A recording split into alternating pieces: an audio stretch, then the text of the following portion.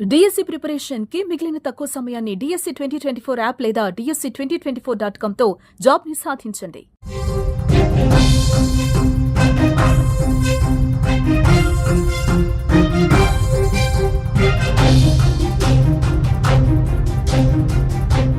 యుద్ధం చేయకుండానే పాకిస్తాన్ కు భారత్ చుక్కలు చూపిస్తోంది. రోజు రోజుకి మానసికంగా కుంగతీస్తోంది. ఆ దేశ ఆర్థిక మూలాలను భారత్ దెబ్బకొడుతోంది. పహల్గాం దాడి తర్వాత పాకిస్తాన్ కోలుకోలేని ఆంక్షలు విధించిన ఇండియా తాజాగా మరో షాక్ ఇచ్చింది. ఆ దేశం నుంచి వచ్చే దిగుమతులపై నిషేధం విధించింది. పాకిస్తాన్ లో ఉత్పత్తి అయ్యే లేదా ఆ దేశం నుంచి మన దేశానికి వచ్చే అన్ని రకాల వస్తువుల ప్రత్యక్ష పరోక్ష దిగుమతులపై నిషేధం విధిస్తూ నిర్ణయం తీసుకున్నట్లుగా తెలుస్తోంది.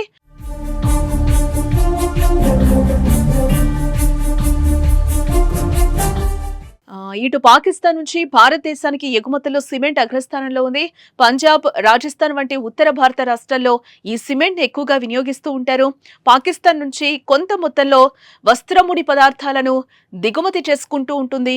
వీటిలో ముఖ్యంగా ముడిపత్తి, పత్తి నూలు, పట్టు వ్యర్థాలు ఉన్నాయి. ఖర్జూరాలు, మామిడి వంటి వివిధ రకాల పండ్లు, ఆహార పదార్థాలు దిగుమతి అవుతూ ఉంటాయి. పలు సందర్భాల్లో ఉల్లిపాయలు, టమాటోలు కూడా పాకిస్తాన్ నుంచి భారత్ దిగుమతి చేసుకుంటుంది.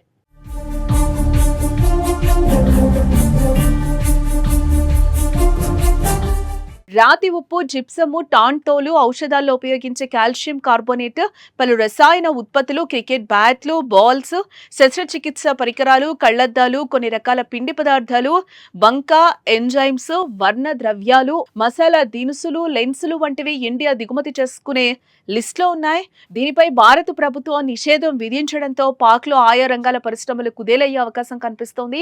కేంద్ర ప్రభుత్వం నుంచి తదుపరి ఆదేశాలు వచ్చే వరకు ఈ నిషేధం కొనసాగుతుందని, ఈ నిషేధ ఆజ్ఞల నుంచి మినహాయింపు పొందాలంటే కేంద్ర ప్రభుత్వం ముందస్తు అనుమతి అవసరమని వాణిజ్య మంత్రిత్వ శాఖ నోటీసులను అయితే జారీ చేసింది. జాతీయ భద్రత, ప్రజా విధానాల దృష్ట్యా ఈ నిర్ణయం తీసుకున్నట్లుగా ప్రభుత్వం తెలిపింది.